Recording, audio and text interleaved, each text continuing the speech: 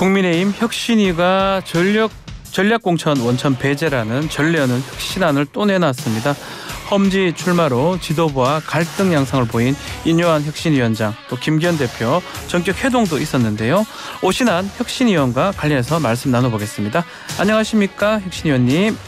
네, 안녕하세요. 오신환입니다. 네, 자, 4호 혁신안 전략공천 원천 배제입니다. 이게 사실 파격적이라고 봐야 될 것 같은데 어떻게 이런 안이 나온 겁니까? 공천이라고 하는 것은 공당으로서 그 퍼블릭의 의미가 있는 거 아니겠습니까? 네. 그러니까 당연히 그 공정한 경쟁이 원칙이 되어야 된다는 큰 그 대전제를 말씀드린 것이고요. 이것이 뭐 그렇게 파격적이다라고 볼 일은 아니다. 왜냐하면 그것이 과거에 그냥 어떤 특정 권력이 사천하는 그런 것으로 인해서 전반적인 그 총선을 다 위기로 몰아갔던 경험들이 있잖아요. 예. 그렇기 때문에 공정한 경쟁을 가장 큰 대원칙으로 내놓는 그런 사회 혁신안이었기 때문에 저희로서는 뭐 당연한 혁신 아니다 이렇게 받아들이고 있습니다. 예. 자, 그렇다면 뭐 대통령실 그 출신 참모들 다 예외 없는 겁니까? 이번 그 전략공천 원천 배제에서? 그렇습니다. 저희들이 주장하는 것은 네. 일단은 이게 뭐 특정 인물에 대해서 뭐 호불호를 가지고 저희가 이야기한 것은 아니고요. 예. 기본적으로 공정한 경쟁이 이루어지는 것이 공천이다. 저희가 판단할 때는 당연히 그렇고요. 그래서 예외 없이 그런 경쟁에 대한 디테일의 룰은 그거는 공관이나 지도부가 정할 몫이지만 저희로서는 어쨌든 그 공정한 경쟁을 해야 된다. 그것이 공천이다. 이렇게 판단하고 있습니다. 자, 이번 혁신안 혹시 그 지도부나 중진, 윤핵 간 험지 출마 압박을 위한 후속 조치 아니냐 이런 분석도 있는데 이 얘기 어떻습니까? 이번 4호 혁신안과 관련해서는 예. 그 과거에 저희가 2호 혁신안의 권고안으로 냈던 그 지금 말씀하신 그런 뭐 희생을 요청드리는 그런 안과는 뭐 연결되어 있지는 않고요. 다만 이제 그런 소위 말해서 그런 공간 어떤 지역구가 비게 됐을 때 그것을 그냥 용산의 사람들이거나 아니면은 특정 세력이 그것을 낙하산 공천하는 것이 결국에는 그것이 반혁신이고 구태로 보일 수 있다라는 전제 하에서 네. 어떤 공천도 모두가 공정한 경쟁을 통해서 이루어져야 된다. 근데 다만 그 공정한 경쟁이라고 하는 그 룰은 국민들이 봤을 때 그것의 디테일한 룰은 이제 공관이나 지도부가 결정할 일이다. 이렇게 보고 있습니다. 예. 그 3호 혁신안이 청년 관련된 얘기 아닙니까? 네네. 이 전략공천 원천 배제를 하면 이 청년들이 좀 가는 게 좀 어려워지고 이게 엇박자 아닌가 이런 얘기도 있을 것 같아요. 그 일부 언론에서 그런 지적을 하던데요. 예. 제가 봐서는 저희가 청년 지역구를 언급한 것은 그것이 무슨 특정 청년을 그 지역에 전략공천하라는 내용이 아니라 예. 우리가 과거에 그 오픈 경쟁을 했잖아요. 그래서 그 우리가 대변인을 뽑을 때도 네. 정당에서 오픈해서 경쟁을 했던 그런 경험들이 있기 때문에 그 청년 지역구를 선정하고 그 청년들이 다양한 청년들이 모두 지원을 해서 그 속에서 경쟁을 통해서 선출할 수 있도록 그렇게 저희가 안을 낸 것입니다. 그리고 네. 청년 비례대표의 경우는 그것은 50%를 당선권에 배정하는 것으로 저희가 혁신안을 낸 것입니다. 그러니까 인재 영입해서 청년들은 좀 비례대표에 배정할 가능성도 있다 이렇게 말씀하시는 거네요. 그렇습니다. 그리고 청년 전략 지역구는 그것이 그냥 어떤 특정 인물을 한 명을 그 지역구에다가 내리꽂으라는 것이 아니라 오픈해서 누구나 참여하면서 경쟁을 통해서 청년들이 그 스타를 만들 수 있고 예. 또 그 속에서 경쟁력을 확보할 수 있도록 그렇게 하는 것이 좋겠다. 그런 혁신안을 낸 것입니다. 그 결국 지도부가 이제 혁신안들 1호, 2호, 3호, 4호 이제 받아야 되는데 네. 어떻게 지도부가 지금 좀 잘 수용하고 있는 겁니까? 혁신안들. 제가 매번 혁신안을 내고 지도부에 보고를 드리는데요. 말씀하신 대로 혁신의 최종 완성은 당 지도부가 그것을 실천하고 수용하는 것이다 이렇게 보고 있습니다. 그렇죠.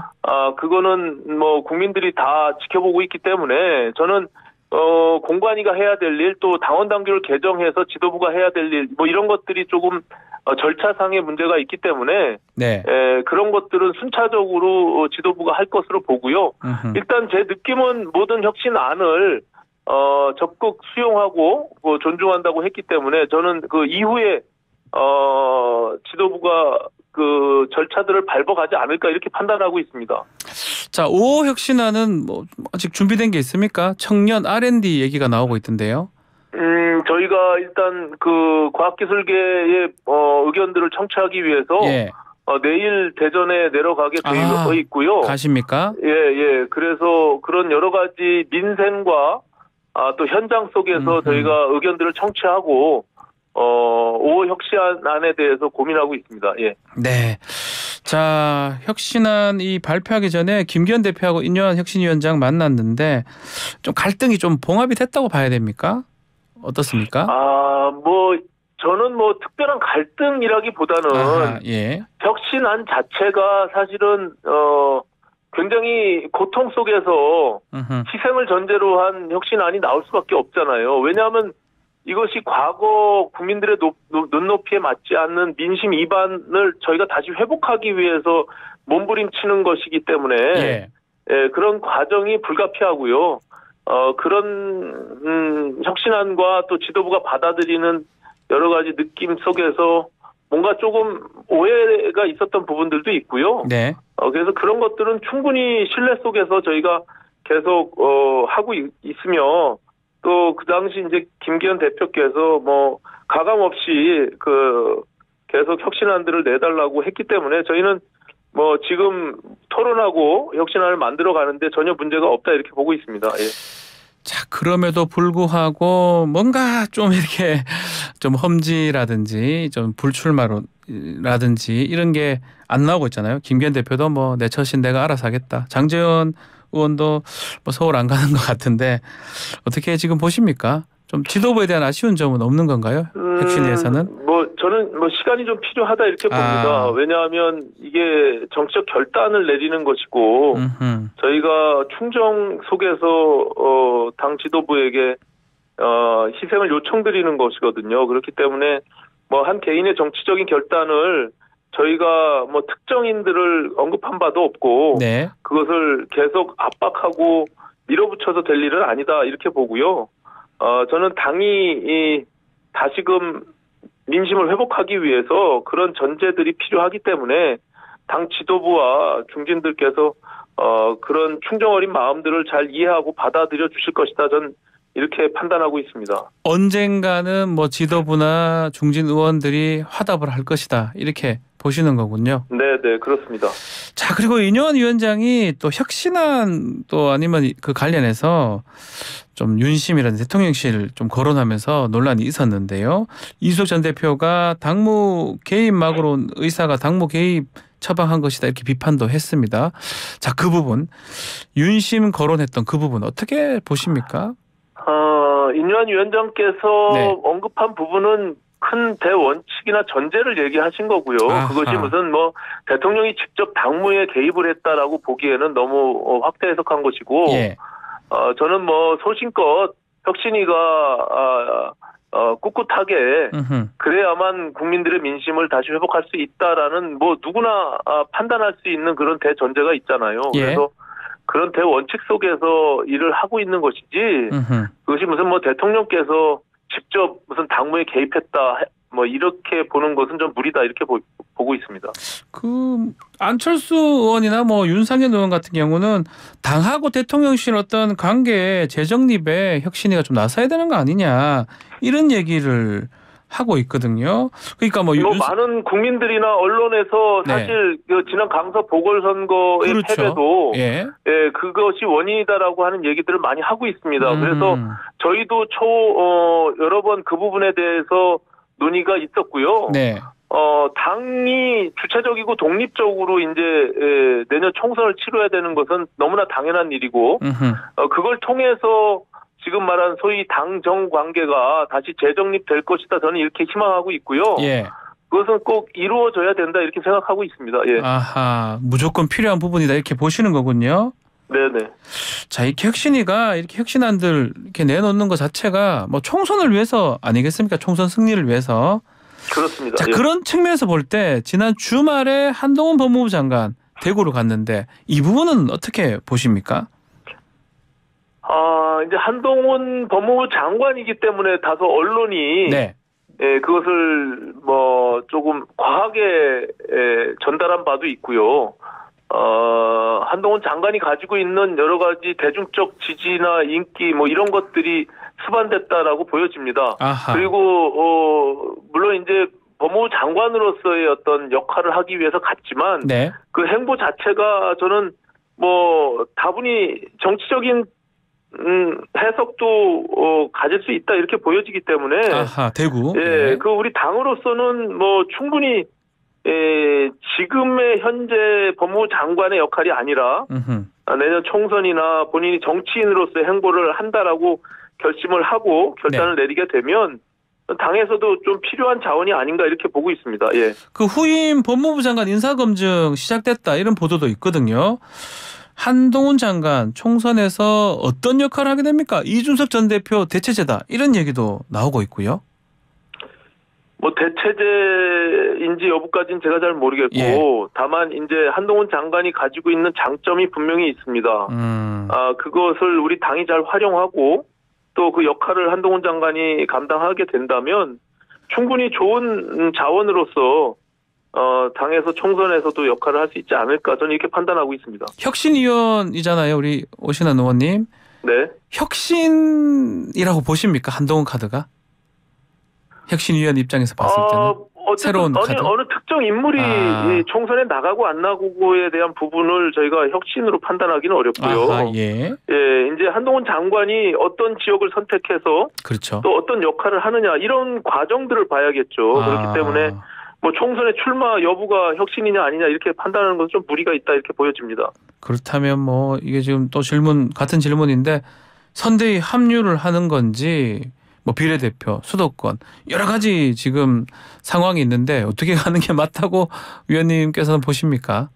뭐 한동훈 장관도 저희가 대전제로 말씀드린 공정한 경쟁, 아하. 그리고 전략공천 본인이 배제. 워낙 예. 그 대중적 지지와 인지도를 갖고 있기 때문에 네. 그 소위 우리가 말하는 어려운 지역에 가서 본인을 희생하면서 그 승리로 이끌어낼 수 있는 그런 역할을 한다면 당에게 더 큰 도움이 되지 않을까 저는 이렇게 보고 있습니다. 예. 자, 이준석 전 대표 얘기도 좀 해보겠습니다. 또다시 12월 27일을 시한으로 또 얘기를 했습니다. 신당. 또 지난 주말부터 지지자 연락망도 구축했다고 지금 얘기가 나오고 있는데 어떻게 보고 계십니까? 이준석 대표가 가지고 있는 뭐 파급력이나 또 지지층들이 분명히 있습니다. 네. 그 부분을 저희 당은 계속 함께 하면서 그 안에서 역할하기를 바라는 부분이 있고요. 아하. 예, 이준석 대표는 뭐 한 걸음 한 걸음 계속 신당 창당을 준비하는 과정으로 가고 있다라고 보여지는데 예. 제가 여러 차례 말씀드렸지만 이준석 대표는 우리 보수 정치가 좀 바른 방향으로 국민들의 눈높이에 또 민심을 회복하는데 가는 방향으로 갔으면 좋겠다 이런 취지이기 때문에 네. 저희 당이 더 적극적으로 변화하고 혁신한다면 저는 뭐 이준석 대표도 얘기했듯이 그 신당의 창당 명분은 사라질 수 있다 이렇게 보고 있습니다. 예. 아직까지도 가능성은 있다.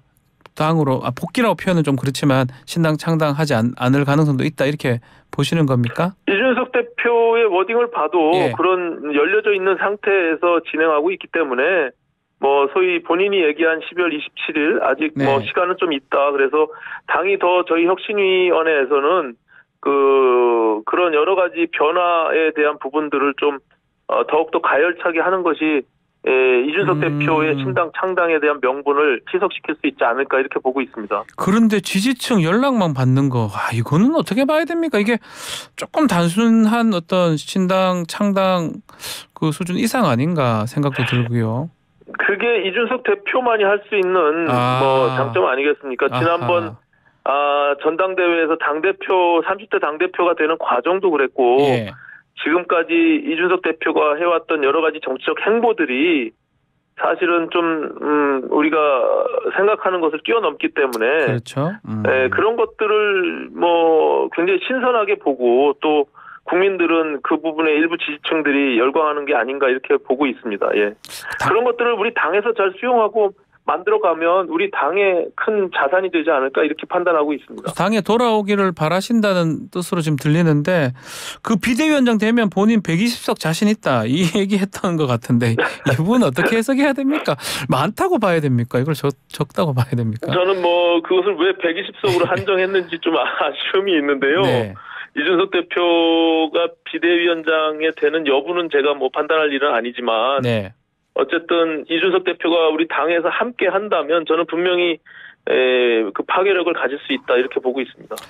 자, 마지막으로 지금 이상민 의원 내일 그 뭐 초청 강연에 지금 나선다고 하는데 혁신이 네. 이게 지금 국민의힘으로 좀 합류하는 거 아니냐, 또 혁신이가 영입하는 거 아니냐 이런 얘기가 나오고 있는데 짧게 한번 좀 답변 좀 해주실 수 있을까요? 혁신이가 이상민 의원을 영입하는 것은 아니고요. 다만 오선의 민주당 중진 의원으로서 또 민주당의 변화와 또 혁신에서 주장해 오고 있는 그 이상민 의원의 목소리를 우리도 어찌 보면 우리 당에 적용할 수 있는 부분들이 무엇이 있을까 이렇게 판단하고 그 이야기를 듣는 그런 자리라고 보시면 좋겠습니다. 자, 정말 마지막으로 의원님도 총선 출마 하실 것 같은데 네. 혁신이 하느라고 좀 너무 바쁘고 시간이 없을 것 같아요. 준비하는데 문제는 없습니까? 지역을 아무래도 광진 쪽 아니신가요? 비우게 됩니다. 예, 광진 을 지역에 있는데요. 네.